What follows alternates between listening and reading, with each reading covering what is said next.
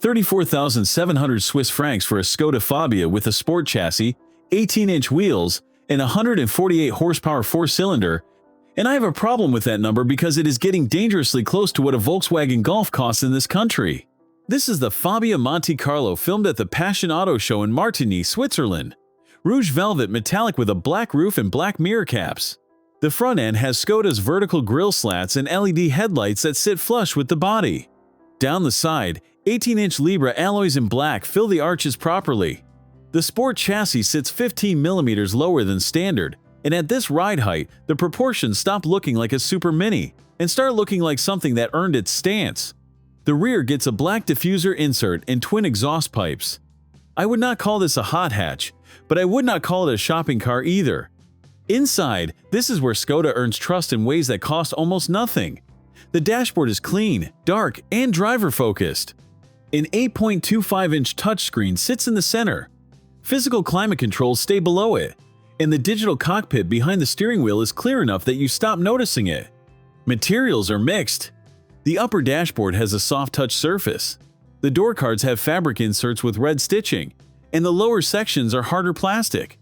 That is the trade-off at this price, and most of the time your hands are on the steering wheel, not exploring the lower door panel. Up front, the sport seats hold you well without being tight. Sweetia fabric with red stitching and an integrated headrest, and the bolstering is firm enough for a B-road, but not so aggressive that you fight it on a commute. The driving position sits low for a Supermini. Reach and rake on the steering wheel, height adjustable seat, and the pedal offset is minimal. I spent time looking for the thing that felt cheap, and the heated leather steering wheel kept distracting me from the search. The rear is honest. 2 adults fit without complaint. Headroom is generous because of the roofline height. Legroom behind a 6-foot driver is tight but usable, and the flat floor means 3 across is possible for short trips. No rear USB-C ports, no rear air vents, no armrest.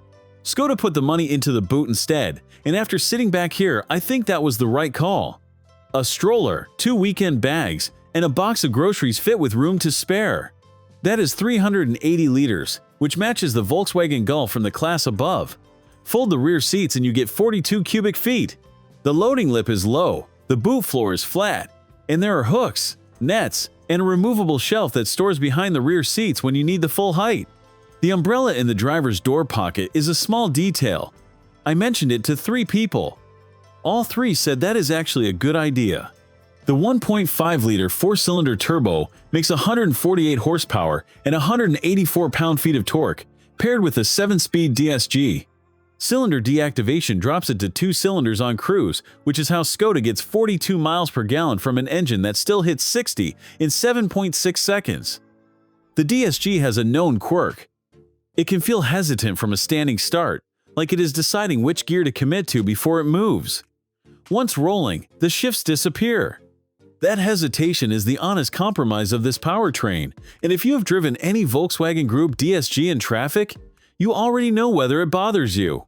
34,700 francs, roughly $44,000. That is a lot for a Fabia, but a comparably equipped Polo with the same engine costs more and gives you a smaller boot. A C Ibiza does not even offer this powertrain. The question is not whether this car is overpriced. The question is whether the Golf-size boot, the sport chassis, and the 4-cylinder engine make it a small car that lives like a bigger one. I think the answer is yes, and I think the people who disagree are the ones who have not opened the boot yet. Thanks for watching. If you enjoyed this video, hit that like button and subscribe for more content just like this. Leave a comment below with your thoughts or questions.